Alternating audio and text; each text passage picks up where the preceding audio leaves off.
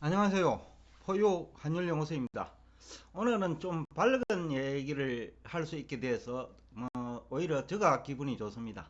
그래서 바탕 화면 색깔도 노란색으로 바꾸었습니다. 미국 증시가 예상대로 상승에 반전했거든요. 지난주에 제가 이번 주가 미국 증시가 상승 반전할 거다. 그리고 환율도 좀 안정될 것이다.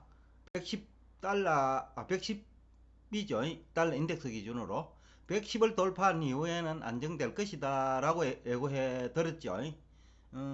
실제로 이제 110은 이제 붕괴가 됐고 종가 기준으로요. 그리고 또 유가도 포유 환율 연구소 예상대로 안정되는 모습입니다. 이것이 이제 중요한 호재로 작용을 했는데 물가 안정 기대감이죠.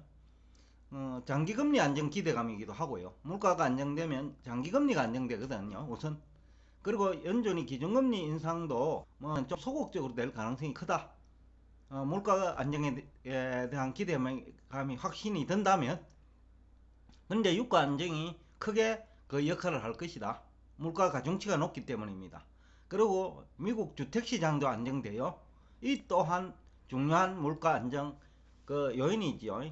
그러니까 물가 가중치가 큰 유가와 주택 가격이 안정되면 뭐 전반적으로 물가 안정이 될 수 있거든요. 그 다음에 제일 중요한 게 두 번째인데, 대부분 이제 우리나라 경제 전문가, 정권 전문가들이 공포 분위기를 조성하는 근거가 그 1, 2분기 마이너스 성장이죠. 그러니까 경기 침체라는 거죠. 조만간에 임박했다는 거죠.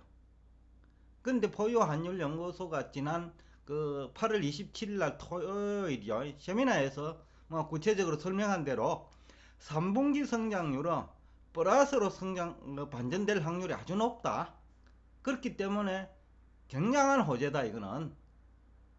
왜냐면 기존의 사고를 깰 수 있는 거거든요. 왜냐면 경기 침체라고 다 생각을 하는데 3분기 플러스 성장률이 만약에 현실화된다면 뭐 대형 호재가 될 수 있죠. 모든 대부분의 이제 우리 경제 전문가들의 인식을 바꿀 수 있기 때문에요. 그 다음에 세 번째도 이제 상당히 이제 중요한 얘기인데, 우리나라 경제 전문가와 정권 전문가들 대부분 뭐 경제학을 전공하신 분은 대부분 그래요. 미국 연준이 긴축 정책을 하니까 그 통화를 안 주는 거 아니냐. 그렇지만 우리가 사용하는 화폐는 총통화죠. 그 대출금을 포함한 통화라는 거죠. 실제 결제 수단으로 이용되는 화폐, 통화, 그거는 감소하지 않는다. 그렇다면 문제 없는 거 아니냐라는 거죠. 대부분은 이제 경제 전문가들도 그렇고 대학 교수도 그래요. 경제학 교수는 화폐에 대한 이해가 크게 부족해요. 이거 화폐 부분은 마치 우리가 갈릴레오 시대에 사는 것 같아요. 그래도 지구는 돈단데 왜 지구가 돌아 태양이 지구를 돌지, 이 얘기거든요. 화폐는 지금 우리 경제 전문가, 경제학자, 연구소 직원, 또 정권시장에서 뭐 유튜브로 활동하는 사람들 거의 뭐 99%가 화폐가 지금 줄고 있다고 생각한다는 거예요. 그리고 화폐 유통 속도가 일정하다고 생각하고 있다는 거죠. 그렇지 않다는 거죠. 현실은 갈릴레오의 얘기대로 지구가 돈다고 얘기한 것처럼 포유 환율 연구소는 총 유동성은 감소하지 않는다. 다수 99% 경제학자와 경제 전문가의 얘기와 다르다는 겁니다. 그렇기 때문에 지금 큰 문제 없다. 그 다음에 네 번째로, 지금 국제 유동성이 미국 증시로 이동할 수 있는 환경이에요. 유로존도 미국보다 나쁘고, 그 다음에 금리도 미국이 상대적으로 높고, 또 달러 인덱스가 뭐 고공행진을 할 수밖에 없는 환경이고, 뭐 앞 시간에도 얘기했습니다만은 장기적으로, 일시적으로 또는 단기적으로는 유로 강세가 나타날 수 있어요. 그러나 1년 정도 흐름을 보면 달러 고공행진은, 인덱스 고공행진은 지속될 것이다. 그렇다면 유로존과 아시아, 일본 등에서 미국에 투자하면 뭐 상대적으로 자국에서 투자하는 것보다 유리하다는 거예요. 그러니까 이제 그런 돈들이 미국으로 유입될 가능성이 아주 높다. 그래서 이제 이 돈도 미국 증시에 긍정적인 영향을 줄 거다. 또 미국 내에서도 부동산 시장에 도는 돈도 많거든요. 우리나라도 마찬가지지만은 부동산이 이제는 증시보다 더 불안한 시장이 되어버렸다는 거죠. 그러니까 단기적으로 돈 흐름이 증시로 이동할 가능성이 높다. 주식과 채권 시장으로 이동할 가능성이 높다. 이 채권 시장도 여러분들이 좀 이제 대부분의 경제 전문가들은 채권 시장 이해가 부족해요. 유튜브에 활동하는 경제학자도 그렇고 뭐 경제 전문가도 그렇고 뭐 채권을 하시는 분은 어느 정도 제가 하는 얘기를 알 거예요. 미국은 10년물 중심의 거래니까 국채도 그렇고 그 다음에 회사채도 뭐 장기채도 많거든요. 그러니까 그 중심으로 거래가 될 때는 그 만기 구조가 길수록 조그만 금리 변동 폭에도 수익률이 투자 수익률입니다. 투자 수익률 그 변화가 크거든요. 예를 들어서 1%만 금리가 변동을 해도 지금 뭐 한 2.8 내지 3.2 정도 되잖아요. 3.2 정도 되는데 3.2에서 3.4 정도 그죠?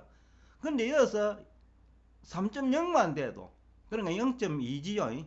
0.2만 올라가도 10년물은 단기 한 2% 시세 차익을 노릴 수 있거든요. 그러니까 그게 큰 거예요. 기관 투자자 입장에서는.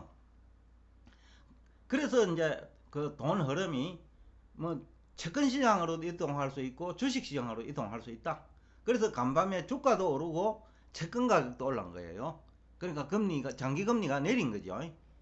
그러니까 이런 그 화폐에 대한 이해 부족 아니면 금리 내지는 채권 시장에 대한 이해 부족 때문에 대부분은 이제 뭐 정시 전망에도 실패하고 또 공포 분위기 조성하고 뭐 경제 성장률 제대로 뭐 산출할 수 있는 사람 없다고 보거든요. 뭐 유튜브로 활동하시는 분들 중에. 그러니까 그분들이 과거를 보고 뭐 어떻다고 하는 그 얘기들 뭐 기회 기울이다가는 오히려 공매도 해가지고 아니면 인버스 투자해가지고 투자 손실이 날 수 있다.